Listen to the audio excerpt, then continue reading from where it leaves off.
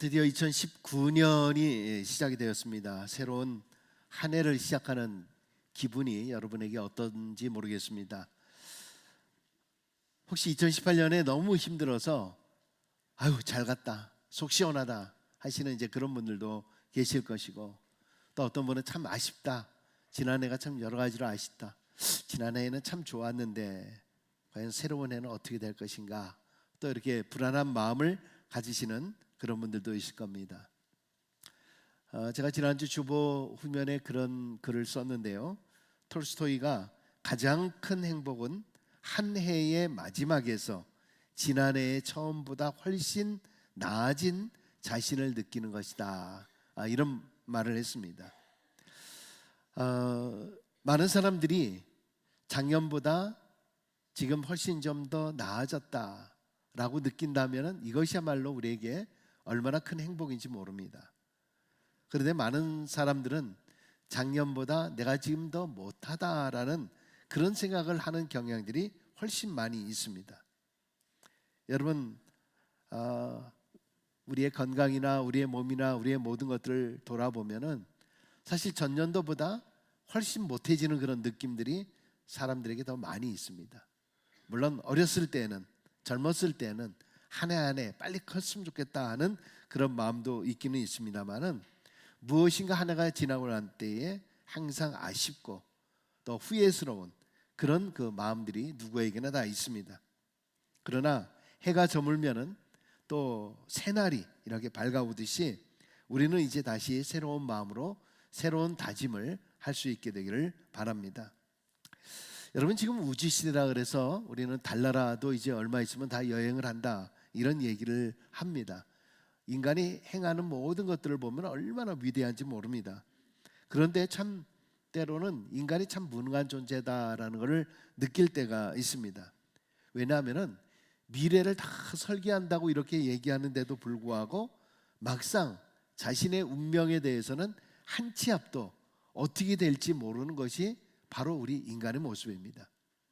여러분, 사실 우리 개미들 같은 경우들도요, 홍수가 날 것을 미리 알고 집을 높은 데다 짓는다 그래요. 또 거미는 바람이 불 방향을 예견하고 바람을 막을 수 있는 곳에 거미줄을 친다 그래요. 아무데나 거미줄을 치는 게 아니에요. 동물들은 지진이 날 것을 예측하고 그 자리를 미리 떠난다 그럽니다. 예전에 보면 일본이나 중국에서 지진이 날 때에도 보면 들쥐들이나 두꺼비들은 그 징조를 알고 다 미리 떠났다 그럽니다. 이런 미물들은 미래의 징조들을 아는데 막상 똑똑하다라고 하는 인간에게는 이런 예지적인 지혜가 없습니다.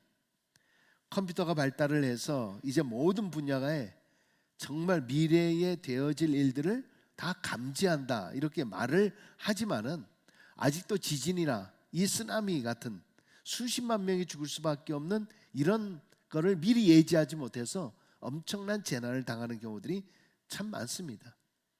이런 때 우리는 어떤 걸 느끼냐 하면은 인간이 참 무능하다라는 것을 느낄 때가 있습니다. 여러분, 우리가 오히려 이런 때 감사한 것은 내가 좀 무능하다, 내가 실패했다, 내가 참 약하다, 내가 연약하다라고 그렇게 깨닫게 될 때에 비로소 우리 인간은 자신의 존재의 한계를 느끼면서 동시에 하나님을 찾게 된다는 겁니다. 우리 인간은 미래를 예측하지 못하지만은 시간이라는 것을 다스릴 수 있는 그러한 능력이 우리 인간에게 있습니다.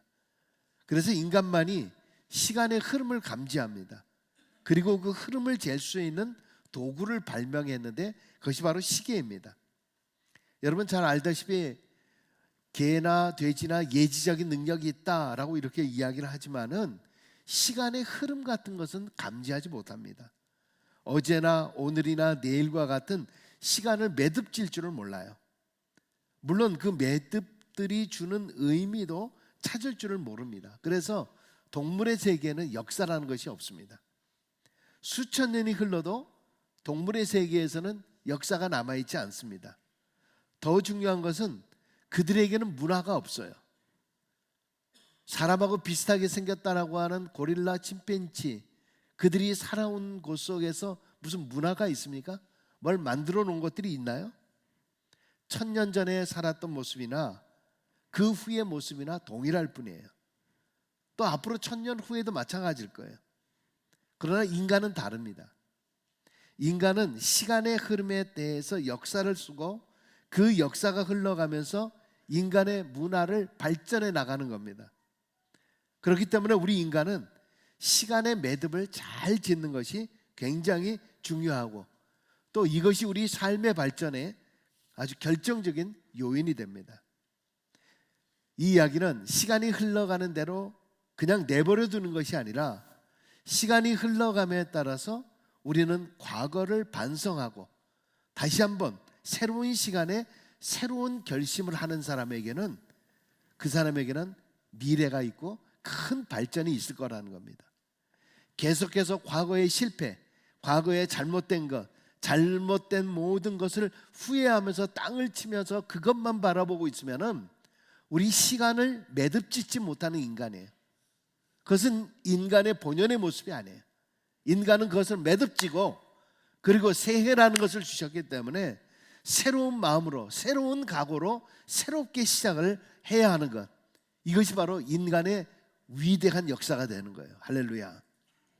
여러분 오늘 새해 첫 시간에 그래서 여러분 결심과 다짐, 제가 오늘 설교 제목이 3가지 다짐입니다. 오늘 본문을 통해서 올 한해 2019년 한 해 동안에 3가지 결심과 다짐을 새해 첫 시간에 한번 마음으로 다짐을 했으면 좋겠다 하는 마음을 가졌습니다. 그 첫 번째가 뭐냐 하면 모든 것을 더욱 사랑하겠습니다. 따라해 보십시다. 모든 것을 더욱 사랑하겠습니다. 오늘 15절에 있는 말씀 같이 있습니다. 이로 말미암아 주 예수 안에서 너의 믿음과 모든 성도를 향한 사랑을 나도 듣고. 오래전에 일제의 그 강점기 때에 우리나라 사람들이 그 오래전에 하와이로 이주한 사람들이 있었습니다. 그런데 그들 가운데서는 아주 신앙이 좋은 사람들이 있었습니다. 이들은 사탕수수밭에서 일하게 되는데 주일이 되면 예배를 드리기 위해서 교회로 달려갔습니다. 화가 난 농장 주인이 이제부터 주일에 교회를 가는 자들은 매질을 하겠다 그렇게 얘기했습니다. 그러자 이들은 우리는 돈을 벌기 위해서 하와이에 온 것이 아니라 하나님을 잘 섬기기 위해서 왔습니다. 주일을 못 지킨다라고 하면 여기에 온 이유가 없어지니 매를 맞더라도 주일에 교회를 가겠습니다 라고 대답을 합니다. 그러자 농장 주인은 막무가내였고 그 다음 주일에도 이들은 그렇다라고 하면 오늘 주일인데 주일 교회에 가기 전에 주인님이 하고 싶은 대로 저희를 때리려면 때리시고 뭐 매를 저희는 맞더라도 저희는 교회를 가겠습니다 그렇게 이야기를 합니다. 그래서 주인이 협박을 해도 안 되니까 이번에는 이제 회유를 하는 겁니다. 야, 그러면 주일날 남아서 일을 하는 사람은 내가 2배의 싹스를 주겠다 이렇게 이야기를 합니다. 그럼에도 불구하고 이 사람들이 어떤 일이 있어도 나는 교회에 가겠다 이렇게 이야기를 하는 겁니다. 주인이 하도 답답해서 야, 너희가 돈 벌러 왔는데 여기 와서 왜 그런 쓸데없는 짓을 하고 있느냐. 그때 그분들이 이런 얘기를 했대요. 우리는 돈보다도 예수님을 더 사랑하기 때문입니다. 우리는 돈보다도 예수님을 더 사랑하기 때문입니다. 이 농장 주인이 그들의 뜨거운 믿음에 감동해서 매주일 농장 일을 그 이후부터 쉬게 하면서 그들이 교회에 가서 예배 드리는 것을 허락해 주었습니다.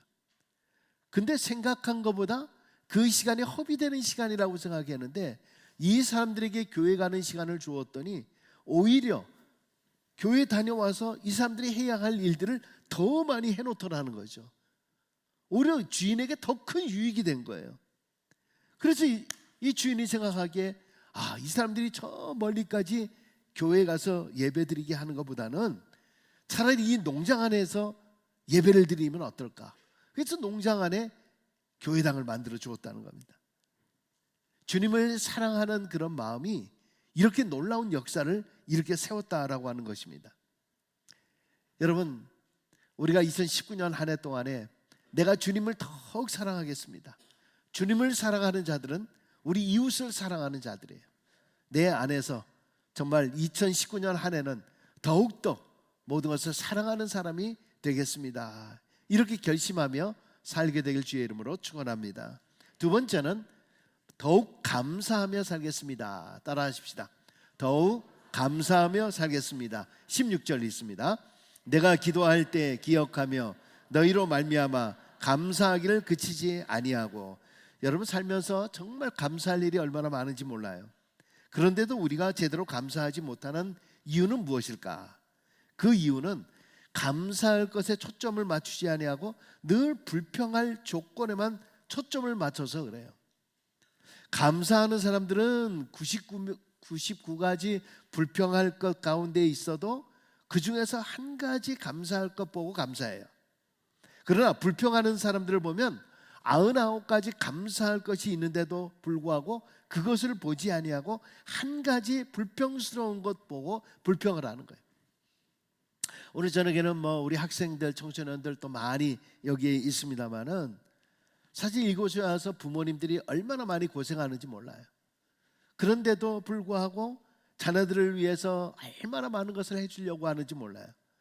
그런데도 불구하고 자녀들은 언제나 불만이 많아요. 불평이 많아요.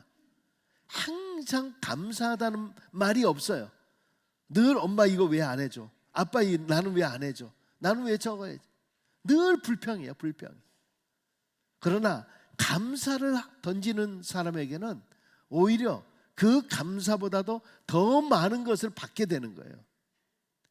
여러분 우리 주위에도 보면은 정작 감사해야 될 사람들은 감사를 안 하고요, 오히려 어려운 조건이나 환경 속에서 도저히 감사할 수 없는데도 감사하는 그런 사람들이 있어요. 여러분 분명히 오늘 저녁에 우리가 기억해야 할 것이 있습니다. 감사할 것에 대해서 감사를 생략하면은요, 받을 복도 생략되는 거예요. 없어지는 거예요. 반대로 도저히 감사드릴 수 없는 상황에서도 감사를 드리면 정말로 감사드릴 수밖에 없는 상황이 나에게 다가오는 거예요. 여러분 이 한 해 동안에 내 입술은 언제나 감사하는 입술이 되겠습니다. 그렇게 고백하는 한 해가 될 수 있길 주의 이름으로 축원합니다. 마지막 세 번째, 짧으니까 좋죠? 세 번째입니다. 성령의 인도하심에 따라 살겠습니다. 같이 하십시다. 성령의 인도하심에 따라 살아가겠습니다. 17절 같이 있습니다. 우리 주 예수 그리스도의 하나님 영광의 아버지께서 지혜와 계시의 영을 너에게 주사 하나님을 알게 하시고.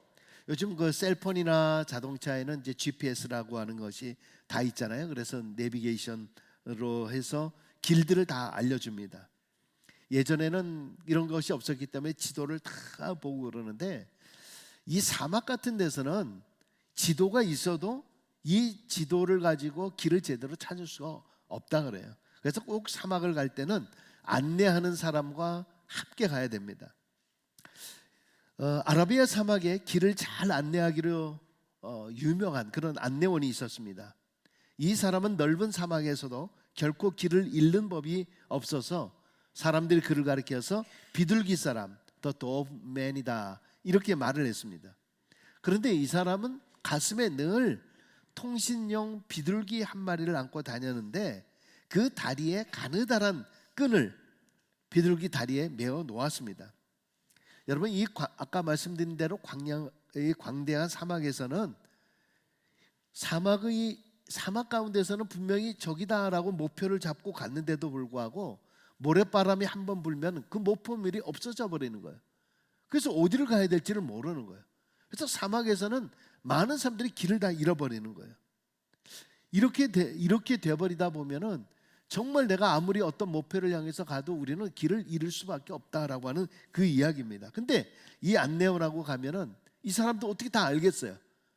근데 이 비둘기가 이렇게 높이 올라가게 되면 비둘기가 가는 그 방향을 나침반처럼 그 방향과 그 길을 알려준다는 겁니다.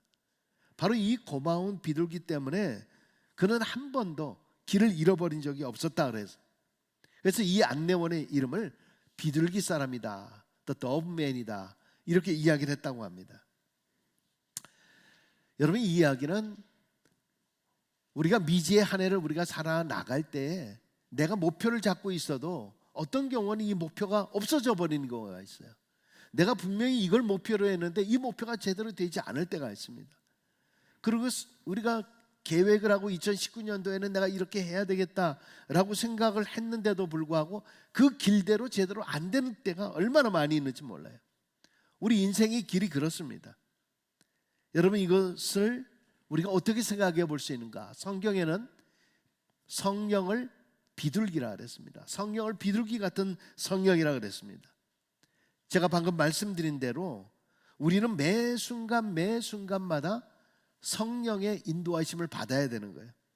비둘기 다리에 끈을 묶어 놓았듯이 우리는 기도의 끈으로 비둘기 같은 성령의 인도하심을 받아야 돼요. 나 혼자서 노력하고 나 혼자서 모든 것을 한다라고 해서 되는 것이 아니에요. 내 갈 길을 인도해 주시는 분은 성령 하나님이십니다. 그래서 로마서 8장 12절에 보면 이런 말씀이 있어요. 무릇 하나님의 영으로 인도함을 받는 사람은 곧 하나님의 아들이라. 자, 거꾸로 얘기하면 하나님의 아들, 우리 성도들은 무엇으로 인도함을 받아야 돼요? 하나님의 영으로, 성령으로 인도함을 받는 존재가 하나님의 자녀라는 거예요. 여러분, 2019년도 한 해를 살면서 바로 성령의 인도하심을 받기 위해서 기도의 끈을 놓치지 말아야 돼요. 언제나 우리는 기도의 끈으로 하나님과 더불어서 함께 나갈 때에 하나님께서 우리의 모든 길을 인도해 주시고, 기도할 때마다 성령님이여 내가 갈 길을 알지 못하오니 우리의 길을 인도하여 주옵소서, 그렇게 우리가 기도하는 우리 모두가 될 수 있기를 바랍니다. 말씀을 마칩니다. 자, 세 가지 다짐. 금세 잊어버렸죠? 또 앞에 나오네요. 잊어버린 거 알고. 자, 따라하십시다. 첫 번째, 모든 것을 더욱 사랑하며 살겠습니다. 두 번째, 더욱 감사하며 살겠습니다. 세 번째, 성령의 인도하심에 따라 살아가겠습니다. 한번 지어보세요. 없애보세요. 자, 첫 번째 시작. 예. 두 번째, 더욱 감사하며 살겠습니다. 네, 좋습니다. 세 번째,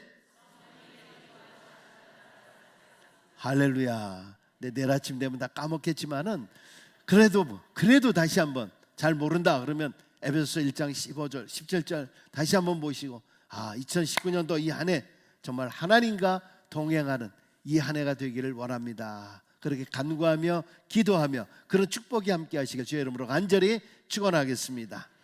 우리 잠시 한번 같이 통성으로 한번 우리 기도하겠습니다.